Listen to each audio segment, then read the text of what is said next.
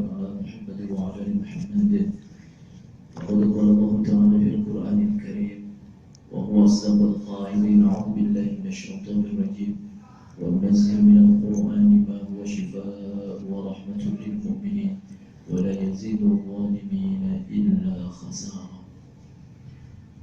Alhamdulillah, pada sore hari ini berkat qudrat dari Allah Subhanahu wa taala kita mampu bisa melaksanakan sebagian perintah Allah, yaitu Rabbul Alamin. Mudah-mudahan duduknya kita di tempat ini menjadi ibadah di sisi Allah Subhanahu wa taala. Salam beriringan salam semoga tercurah limpahkan kepada baginda Rasulullah Muhammad sallallahu alaihi wasallam. Oke, bawa Quran semua? Oke, jadi nanti mungkin kalau saya buka ayat Al-Qurannya nanti disiapkan aja ya. Oke, jadi dulu ketika saya masih kecil, ketika saya waktu di mungkin SD gitu ya, kemudian ustaz saya itu sering bercerita tentang mukjizatnya para nabi. Jadi kalau saya dengar mukjizat para nabi itu kan macam-macam. Kalau saya dengar ceritanya mukjizatnya Nabi Ibrahim alaihissalam, di mana beliau itu tidak mempan dia, bahkan saya waktu kecil, bayangin aja ketika kita masih kecil, imajinasi kita kan sangat luar biasa ya. Anak kecil itu imajinasinya liar. Keren banget siapa Nabi Ibrahim, bayangin aja 40 hari 40 malam beliau dibakar, tidak satu rambut pun yang potong karena Allah api. Itu mukjizat siapa? Kemudian saya dengar lagi mukjizatnya Nabi Musa, itu lebih dahsyat lagi. Beliau itu diberikan kekuasaan, tongkat berubah jadi apa? Bisa membelah lautan. Apalagi tongkatnya dipukulkan ke batu, keluar apa? Air. Berapa mata air? 12 mata. Apa kan? Mukjizat Nabi Musa. Allah mengatakan Allah berikan 9 mukjizat kepada Nabi Musa. Jadi jumlah mukjizat Nabi Musa itu berapa? 9. Bayangin, luar biasa. Ketika saya mendengar cerita-cerita Nabi Musa alaihissalam, saya mau takjub lagi. Ternyata lebih keren siapa? Nabi Musa. Ketimbang siapa? Nabi Ibrahim alaihissalam. Tapi ketika ustaz saya, kemudian saya asik mendengar cerita itu, ketika saya tidak sampai membayangkan, kayak bayangkan imajinasi kita Nabi Musa alaihissalam lautan bagaimana dibelah bisa terbuka dan sebagainya. Kemudian bisa saya di akhirnya beliau ini dongeng yang kurang menarik kalau menurut saya waktu kecil gitu ya. Kenapa beliau mengatakan di akhir ceritanya sesungguhnya mukjizat yang paling besar diberikan oleh Allah Subhanahu wa taala kepada para nabi adalah mukjizat yang telah diberikan kepada Nabi Muhammad. Kemudian saya, apa itu? Saya tanya, mukjizat apa yang diberikan kepada Muhammad? Apa mukjizatnya? Quran. Nah, saya mulai tak percaya itu. Karena lihat di pojokan Mesir pada saat itu, di mana Quran sudah, kemudian jilidnya sudah apa? Rusak, warnanya warna apa? Kuning, bau banget itu. Saya langsung gak percaya, apakah itu yang disebut dengan mukjizat? Percaya nggak? Percaya nggak? Nah, waktu itu saya nggak percaya, apakah ini yang disebut dengan mukjizat terbesar yang diberikan oleh Allah kepada para nabi? Mulai tanya-tanya. Tapi kemudian dengan melihat hari demi hari, bulan demi bulan, usia makin bertambah, saya makin menemukan setiap hari itu benar. Tiada mukjizat yang paling besar yang diberikan oleh Allah kecuali Al-Quran. Kenapa Allah mengatakan yang namanya Al-Quran dikatakan sebagai mukjizat terbesar? Kalau tongkat bisa berubah jadi apa? Jadi ular itu di tangan siapa? Di tangan Nabi Musa, betul kan? Yang tidak mempan dibakar siapa? Nabi Ibrahim alaihissalam. Hanya siapa? Bagaimana dengan umatnya? Apakah akan seperti itu? Enggak. Tongkat itu bagaimana kalau dipegangnya oleh Nabi Harun sebagai adiknya atau kakaknya, saudaranya? Tidak bisa berubah apa-apa. Jadi yang disebut dengan mukjizat waktu itu Nabi Musa alaihissalam, tongkat hanya bisa berubah menjadi mukjizat itu kalau berada dalam tangan Nabi Musa alaihissalam, mengeluarkan mukjizatnya khawaril ada, tidak sesuai dengan kebiasaan manusia. Tapi bagaimana dengan umatnya? Berbeda dengan Al-Quran. Setiap Al-Quran itu bukan ujian bagi Nabi Muhammad saja. Barang siapa orang yang bersentuhan dengan Al-Quran, kita semua yang duduk di sini akan menemukan bagaimana ijaz Al-Quran, kemujizatan Al-Quran, manakala kita setiap hari bersentuhan dengan Al-Quran. Nah, itulah bedanya mujizat Al-Quran dengan apa? Dengan konsep yang lain. Pernah nggak kalian dapat mujizat Quran? Pernah nggak? Saya nanya, pernah nggak? Kalau belum pernah berarti Anda belum bersentuhan dengan Quran.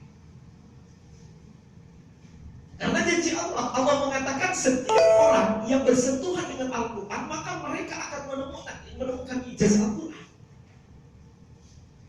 Apakah bagi konten? Apakah bagi orang yang beriman? Enggak.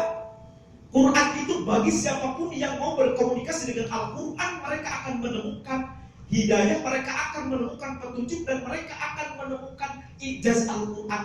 Tidak dijamin orang itu orang Islam. Siapapun. Percaya nggak? Orang non-muslim banyak masuk Islam karena menemukan ayat-ayat Al-Quran. Apakah itu disebut dengan ijaz Al-Quran? Oke. Ini jadi. Pernah dengar penelitian tentang masa indah? Pernah dengar penelitian masa indah? Siapa namanya? William Gulliver. Dia sebutnya beragama, orang agama Yahudi dia itu. Bayangkan, dia kalau orang Yahudi itu orang yang paling taat pada agamanya. Dia seorang peneliti di bidang genetik. Dalam penelitiannya, dia meneliti perempuan. Nah, ini objeknya dia perempuan, di mana perempuan yang sudah menikah. Dan perempuan yang sudah menikah, ternyata perempuan kalau sudah menikah itu dia akan memiliki tanda. Dia menyebar penelitiannya itu di Afrika dan di Amerika. Ternyata di Afrika itu yang Muslim ya. Ternyata perempuan Muslim di Afrika sana, dia perempuan yang sudah menikah rata-rata memiliki satu tanda. Ini bukan DNA. Kalau DNA udah lama penelitiannya. Ternyata kalau orang Amerika, perempuan yang sudah menikah rata-rata memiliki 3-4 tanda minimal. Artinya apa? Artinya apa? Bebas, kebebasan melakukan seks, selingkuh udah biasa saja. Orang Amerika yang suaminya kerja, betul, istrinya bisa macam-macam. Dan itu pun kan, orang yang melakukan hubungan suami istri itu akan berbekas di seorang perempuan. Itu dalam penelitiannya. Jadi kesimpulan penelitian ini, perempuan itu akan memiliki berbagai tanda tergantung laki-laki yang memakainya. Betul, saya pakai bahasa ini. Kalau dia berhubungan dengan 4 laki-laki, maka dia akan menikah. Kalau DNA kan satu ya. Kalau nanti jadi anak dan sebagainya. Ternyata dalam penelitiannya, tanda itu akan hilang dalam waktu 21 bulan. Itu hilangnya 25 sampai dengan 30%. Itu hilang tanda itu. Jadi hilang totalnya sekitar 3 bulan atau 3 bulan lebih. Itu total hilang. Coba akhirnya apa? Si peneliti ini berbalik. Buat apa sih tanda ini? Apa tanda ini? Dia belum kasih nama karena penelitian ditemukan tahun 2014, masih baru sebenarnya. Dan dia belum berani memberikan nama tentang penelitian ini. Ternyata dia melihat dalam Al-Quran ditemukan tentang masa indah. Perempuan yang dicerai, kalau seumpama dia bukan ataupun ditinggal mati oleh suaminya, berapa masa indah? Berapa masa indah? Berapa? 3 bulan 10 hari. Walladzina yutawaffawna minkum wa yadharuna azwajan yatarabbasna bi anfusihinna arba'ata ashhur. 4 bulan. Ada yang 4 bulan, ada yang 3 bulan, salasata ashhur wa asyra. Ada yang 3 bulan. Tergantung ya, ini udah berbicara masalah fikih. Kalau seumpama perempuan ini ditinggal mati oleh siapa? Oleh suaminya, dia sedang hamil. maka masa iddahnya sampai dengan melahirkan, ya kan? Sampai dengan melahirkan. Ini kalian harus tahu juga bahwa hal itu ya. Kenapa? Karena ternyata masa iddah itu hubungannya dengan anak yang dikandungnya. Kalau seumpama dia ditinggal mati tidak dalam keadaan hamil, maka menunggu yang tadi berapa? 3 bulan 10 hari. Kalau sekarang bukan ditinggal mati, biasa dicerai biasa, maka dia menunggu selama. Dan kalau orang ini sudah tidak haid, sudah tidak apa? Berarti sudah menopause ya. Maka berapa? 3 bulan. Dipaskan 3 bulan. Kalau dia masih haid dan dia masih haid biasa normal, maka talah tata puru 3 kali suci atau 3 kali haid. Nah, itu hitungannya. Itu berbicara fikih. Ternyata tidak satu agama pun yang berbicara masa iddah kecuali Islam. Hubungannya ternyata Islam itu berhubungan dengan penelitian yang tadi. Kenapa dalam Islam harus ada masa iddah, masa tanggap? Artinya Islam tidak boleh ada penumpukan tanda dalam perempuan, dalam rahim perempuan. Dan si peneliti tadi kaget dia, ternyata dalam Islam itu ada yang disebut dengan masa iddah. Kalau perempuan diceraikan dia harus menunggu dulu menghilangkan tanda yang tadi. Dan tanda yang tadi hilangnya selama 3 bulan. Maka peneliti ini menyatakan keislaman setelah ada dalam Al-Quran yang menyatakan masa iddah. Jadi agama yang luar biasa itu adalah Islam. Dan tanda ini pun akan diwariskan kepada anaknya. Anak kalau dia kan satu, anaknya kalau pun si istri lagi hamil melakukan hubungan dengan suami yang lain, laki-laki yang lain, kalau dia memiliki hubungan dengan 3 laki-laki, anaknya pun nanti akan menjadi 3 tanda. Peneliti ini akhirnya berbalik, meneliti anak-anak sekarang. Jadi dia punya anak 4, ceritanya dia meneliti anaknya. Sekarang anak yang diteliti ternyata anak yang pertama masih 1 tanda, yaitu tanda dari dirinya, dan 3 anak kedua, ketiga, dan keempat sudah memiliki lebih dari. Jadi dia tahu istrinya itu selingkuh setelah diteliti. Dan dia mencarikan siapa? Mencarikan istrinya. Dia akhirnya kira itu istrinya seorang perempuan yang setia. Ternyata hasil penelitian membuktikan istrinya tidak setia karena anaknya memiliki lebih daripada 1 tanda. Artinya kita melihat Al-Quran itu sangat-sangat luar biasa, dan itu disebut dengan ijaz ilmi, ijaz dalam segi pengetahuan Al-Quran. Bayangkan kalau kita melihat, coba kalau Anda nanya kepada kiai, ya, kepada kiai, Pak Kiai, kenapa sih masa iddah itu harus 3 bulan 10 hari? Jawabannya apa? Oh, itu sudah dari sana, ya, betul nggak? Jawabannya kan sulit itu kan? Ya kan? Kenapa sih kalau begini? Oh, jangan nanya, itu udah ada dalam ayat Al-Quran, ya. Betul nggak? Tapi Al-Quran itu perlu, betul. Al-Quran itu sebenarnya ada logika di sana. Nah, kalian yang bertugas, kalian masih muda, kalian harus memiliki ilmu, bukan hanya ilmu tentang keagamaan. Cari ayat-ayat itu dan pecahkan ayat itu. Saya yakin, betul. Kenapa ketika kalau kita batal, kemudian kita harus berwudu, kenapa yang dibasuh itu muka, tangan, dan lain sebagainya, itu pasti ada rahasia. Coba kalau kita nanya kepada Pak Kiai, kenapa sih wudu itu kayak gitu? Oh, awas, itu ada Qurannya nih, ayat Qurannya surah Al-Maidah ayat 6. Ini hadis Rasulnya, nggak bisa diganggu, betul nggak? Betul nggak? Tapi berbeda dengan seorang peneliti dari Austria, dia peneliti orang psikolog, mengatakan setiap orang Islam itu akan setiap hari, setiap saat kecerdasannya akan naik. Kenapa? Ternyata orang kalaupun sering dipegang ini bagian kening itu kecerdasan akan naik. Makanya kalau anak, ya, kalau siapa yang kurang cerdas di sini, kosong dia balik. Nah, betul, itu hasil penelitian dia. Ternyata orang yang sering disentuh apanya? Keningnya. Apalagi kalau punya anak kita sebelum tidur sering diusap apanya? Nah ini kalian kan bagian ini, masa ada yang dari kebidanan kan? Itu sampaikan kepada anak-anaknya kan, nanti kalau kepada ibu-ibu, biasakan usap kepala apa? Ternyata penelitian itu lagi-lagi bukan orang Islam yang menemukan. Orang Muslim yang kebangsaan Austria menemukan tentang kenapa umat Islam melakukan itu, pasti ada alasannya. Masya Allah. Jadi kita itu, kalau kita yang ditanya, maksud saya kalau ditanya, Ustaz kenapa mau jangan nanya itu ayatnya itu dosa itu. Nah, ternyata mereka tidak cukup di situ. Betul nggak? Nah ini artinya sebuah kemujizatan Al-Quran. Kapanpun, dimanapun Al-Quran, ketika orang bertanya, kenapa seperti ini? Al-Quran akan mampu memberikan jawaban. Ketika sebuah penelitian berbeda dengan Al-Quran, bukan penelitian itu yang salah, bukan Quran yang salah, pasti penelitian itu yang belum ditemukan.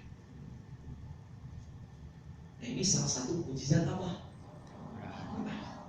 Dan ini pun saya katakan kepada Anda, banyak ayat-ayat yang perlu dipecahkan oleh kita. Ya, banyak ayat-ayat yang perlu dipecahkan oleh kita. Bagaimana sunnah Rasulullah SAW bukan hanya sebuah sunnah dalam Al-Quran, tapi pecahkan secara ilmiah. Kenapa sih Rasulullah SAW kalau makan tidak pernah sambil berdiri? Berbeda dengan kita? Ya ada gitu. Nah, kalau saya tidak, insya Allah. Masih suka makan sambil berdiri? Masih ada sih? Awas itu bid'ah, dolalah gitu. Awas. Pasti ada sesuatunya. Jadi ternyata penelitian ini sudah ada kan? Karena para Rasulullah kalau makan dengan menggunakan tangan apa? Ternyata kandungan antara telapak tangan kiri dan kanan itu berbeda. Kenapa Rasulullah kalau makan tidak pakai sendok? Beliau selalu menyentuhnya. Masya Allah, itu perlu penelitian. Coba kalian pecahkan. Ini harus kasih tugas. Kalau kalau dosen agama di sini kan tugas cari kenapa alasannya secara medis Rasul begini. Kan itu jauh lebih real kan?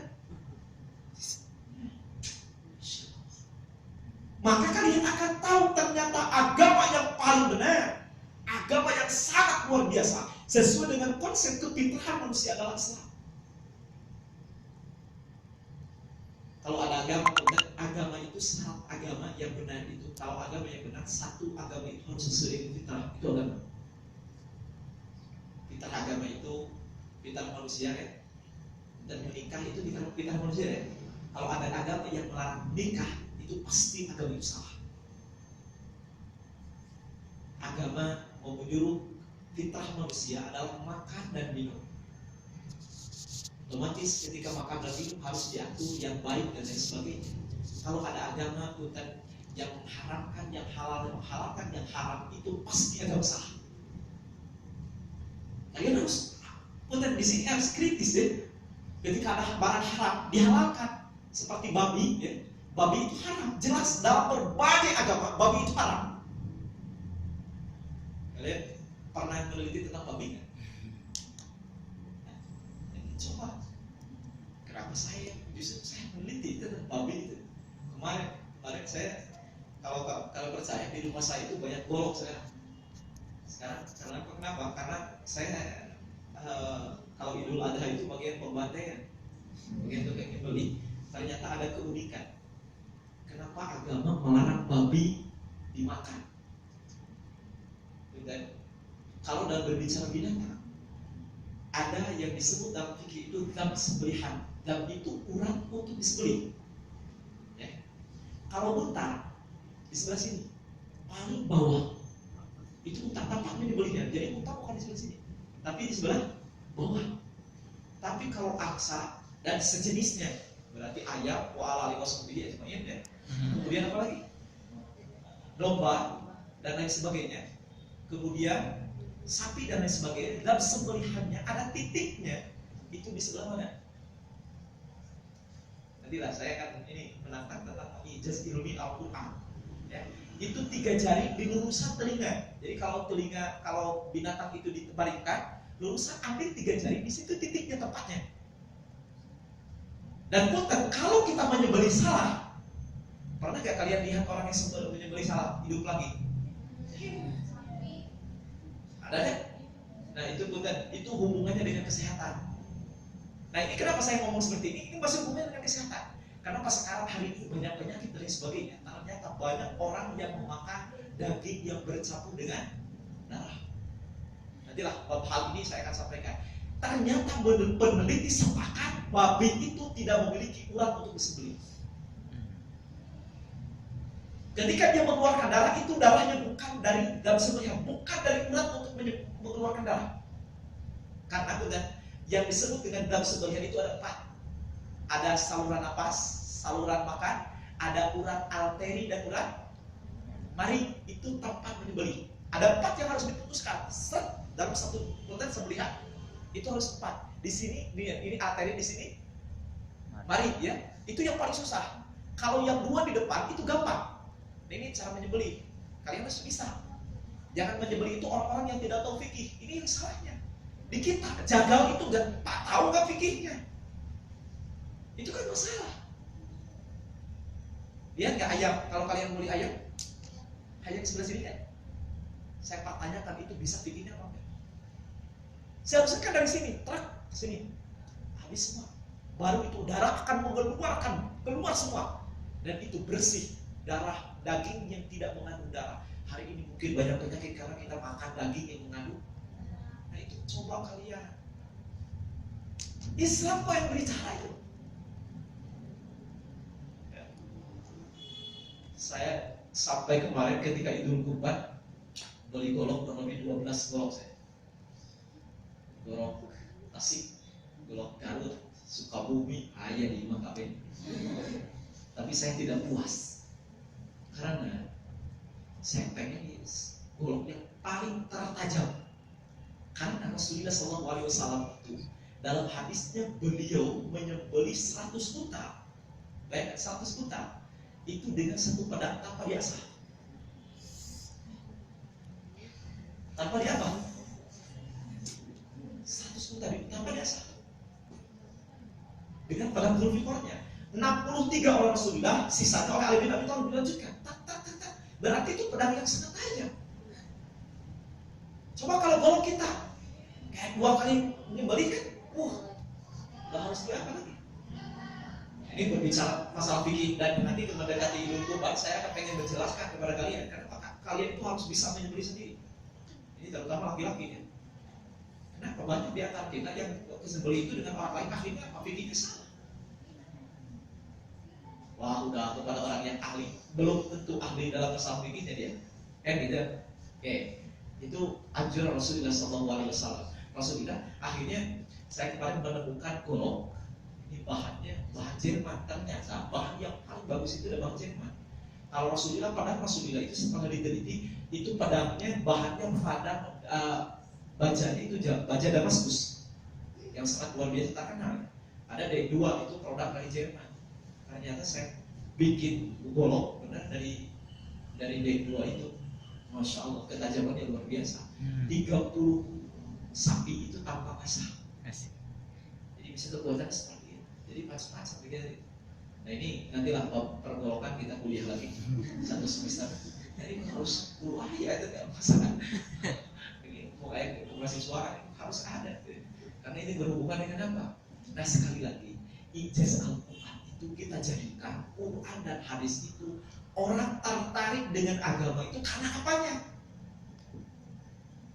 Nah kalian itu punten orang akademis ketika ditanya kenapa harus begini ya? Ketika ditanya kenapa sih Al-Quran itu kalau baca Al-Quran ada aturannya, ada kho itu harus apa? Ngorok, ada a, ada gho, ada sya. Kenapa harus ngomong kayak gitu? Itu mah udah dari ustaznya.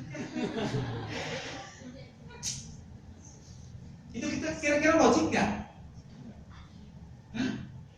Kalau alasan kayak gitu, coba yang bermutu kalau jawaban itu. Ya? Ketika kita ditanya, punten, satu-satunya di dunia ini, ketika ngomong harus membaca Al-Quran, membaca sesuatu yang harus menggunakan makharijul huruf, itu Quran. Benar nggak? Kalau kalian punten ngomong pakai makharijul huruf nggak? Kalau halo, pakai H pakai H. Halo, gitu. Atau halo, atau gitu. Pernah gitu nggak? Di dunia ini punten satu-satunya yang ketika kita ngomong harus benar. Alhamdulillahirabbil alamin. Ar-Rahmanir Rahim. Jelas makhrajnya. Mulai dari aha, akho, agho dan lain sebagainya itu tempatnya dijelaskan. Satu-satunya sekali lagi Al-Quran. Ketika kalian ada yang tanya, kenapa harus bacanya begitu? Kira-kira jawabannya gimana? Ulah nanya tak dosa. Karena cek usah kayak dulu gitu. Begitu. Bukan. Kalian itu mahasiswa. Jadi harus berbeda antara mahasiswa jawabannya dengan orang-orang biasa. Ya. Ternyata ketika kita makharijul huruf itu pusatnya mulai dari pangkal tenggorokan, aksal halqi di sini. Berujung di dua bibir. Ya. Di sini aksal halqi ada wasal halqi, itu semuanya ada titik-titik tempat makharijul huruf. A dengan H di sini. A, H. Naik sedikit A, H. Naik sedikit H, H. Ternyata ada peneliti lagi. Kenapa sih Al-Quran harus seperti itu? Di sini ternyata ada saraf-saraf. Ketika kita mengucapkan Al-Quran, ada saraf itu sedang ditekan. La dari mana la? Ujung di dada. Dan ujung apa? La. Dari mana kalau baca kalian baca Quran? Asal keluar aja. Nah, harus benar kan? Ladzi dzubal dari mana? Ujung lidah tempelkan ke ujung gigi. Ladzi. Coba kalau fa di mana fa? Gimana fa? Dari mana? Pakimu. Itu kan makharijul huruf kan? Disebutnya tempat makharijul huruf. Dan itu ada cuma dalam satu-satunya dalam Quran. Ada seorang peneliti, kenapa umat Islam kalau baca Quran harus tempatnya dari mana? La dari mana? Ta dari mana? Bo dari mana? Bo itu paling susah. Wadilbu. Wadilbu min hafatihi waliyat pinggir lidah. Ternyata ada saraf-saraf yang ditekan ketika orang baca Quran. Di sini ada saraf di ujung lidah kita, ada saraf yang sedang diolahragakan oleh Allah dengan cara membaca Al-Quran. Alladzina summa itu sedang mengolahragakan mulut kita. Saraf yang ada di ujung lidah kita itu sedang diolahragakan. Makanya barang siapa orang yang membaca Al-Quran dengan sempurna, maka orang itu insya Allah akan dijamin kesehatannya. Sebagaimana Allah mengatakan, wa nunazzilu minal Qur'ani ma huwa shifaa, dan aku turunkan Al-Quran sebagai obat bagi kalian. Nah, itu setiap Al-Quran kan gitu ya. Jadi ilmu dalam Al-Quran itu terlalu luas. Makanya kalian kemudian sekali lagi saya motivasi kepada kalian, jangan puas dengan apa yang kalian dapatkan hari ini. Coba setiap hari gali. Kalau ada yang sesuatu yang aneh-aneh itu kritis ya. Kritis ya. Seperti tadi, kenapa sih masa idah begini? Kenapa sih wudu kayak gini? Benar nggak? Nah itu harus kritis, dan ternyata kekritisan kita tetap kita beriman kepada Al-Quran dan hadis. Yakini itu adalah sesuatu yang datang dari Allah dan Rasulnya, tidak mungkin salah. Setelah itu kita yakinkan lagi dengan ilmu pengetahuan yang sudah ada. Oke, coba lagi. Kalian buka surah Hud aja. Ini saya mengambil salah satu contoh aja, nggak usah banyak-banyak.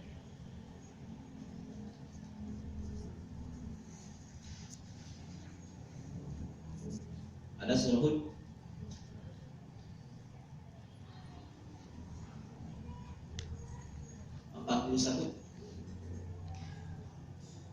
Surah Hud ayat 40.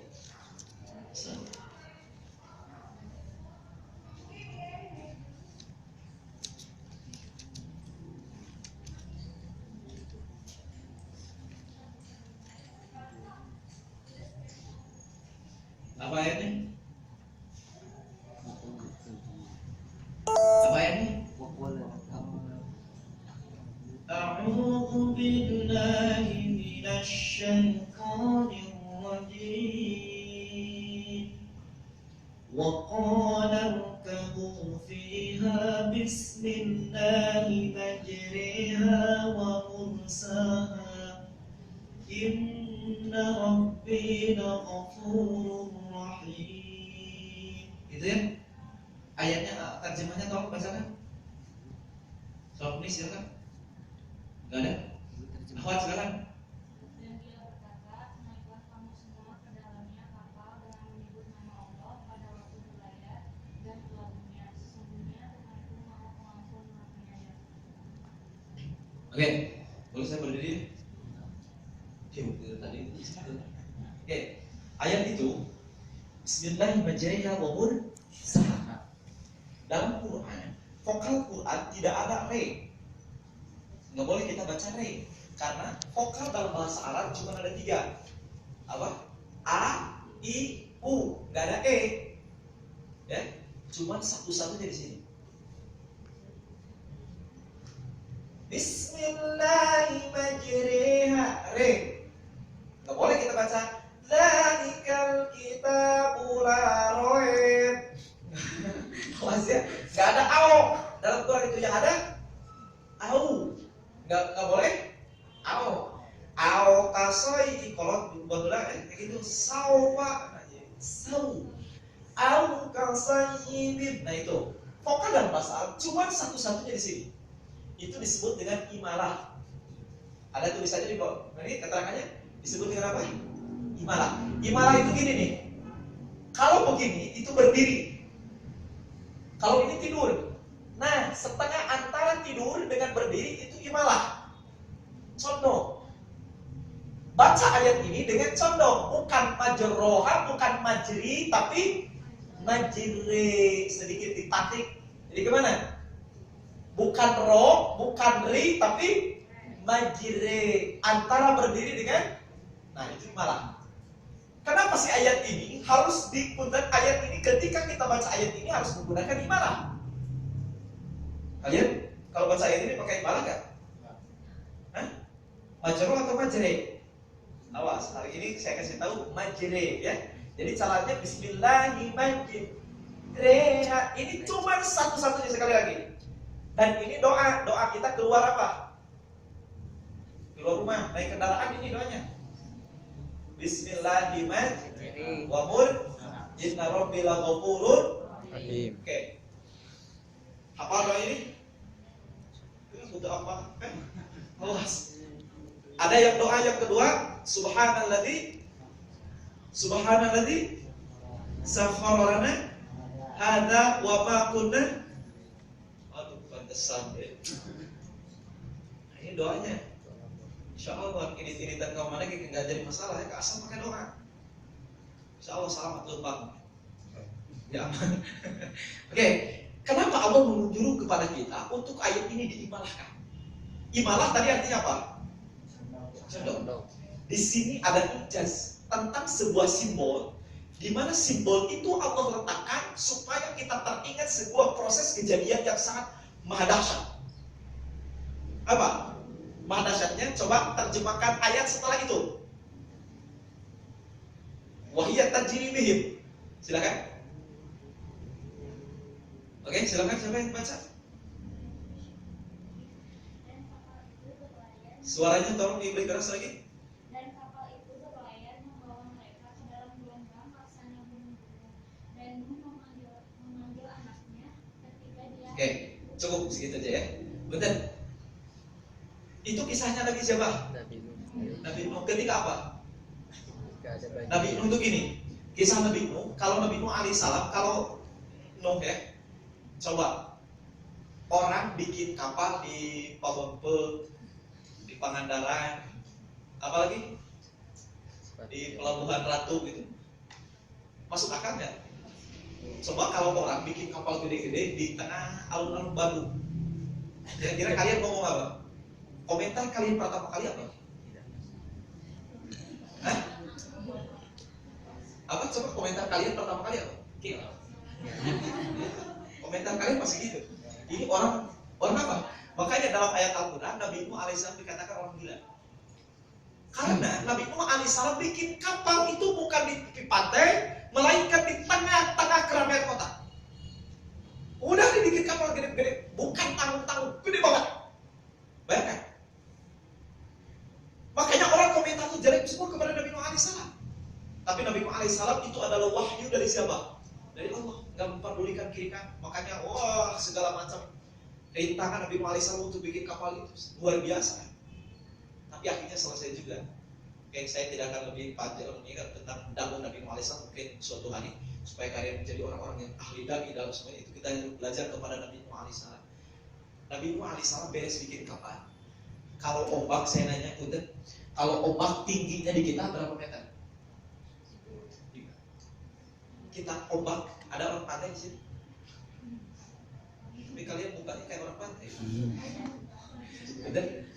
Kalau betul orang ada orang pantai nggak? Kalau ombak itu rata-rata berapa? 3 meter ya.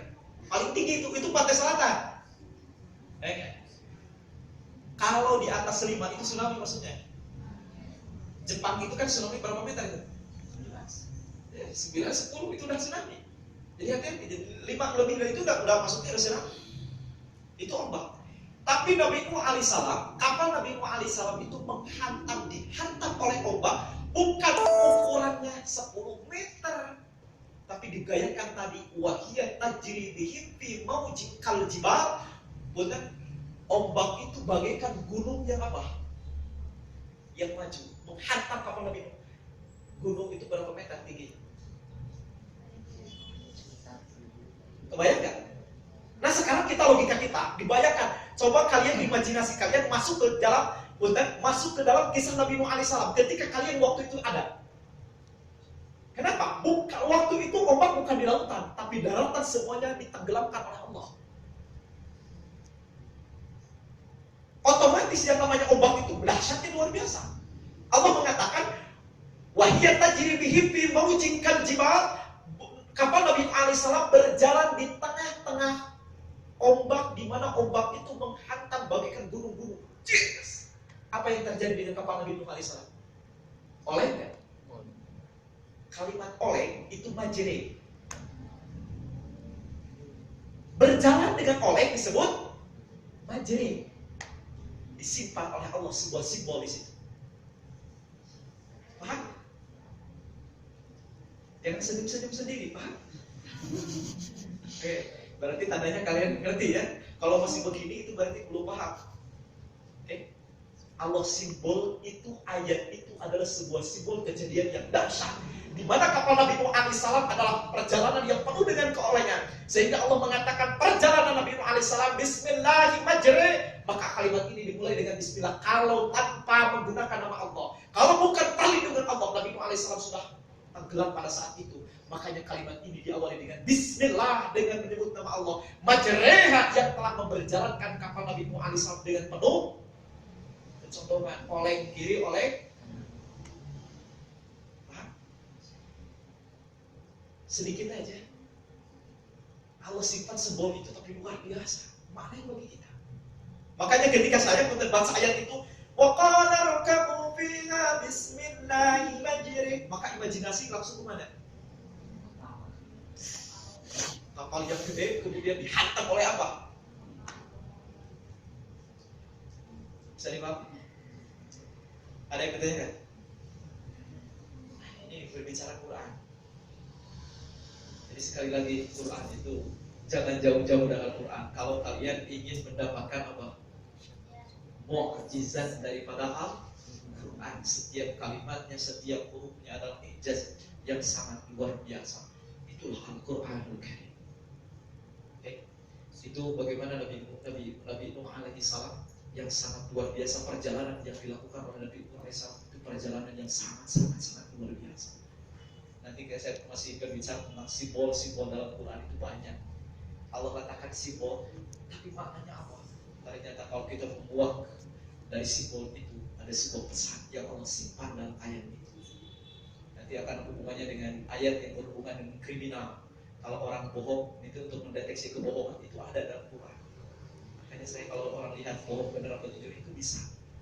Saya apa? Dari mana saya ilmu itu? Belajar daripada Al-Quran. Itu sudah ada Allah sampaikan dalam ayat Al-Quran. Jadi Al-Quran itu, Masya Allah, sangat luar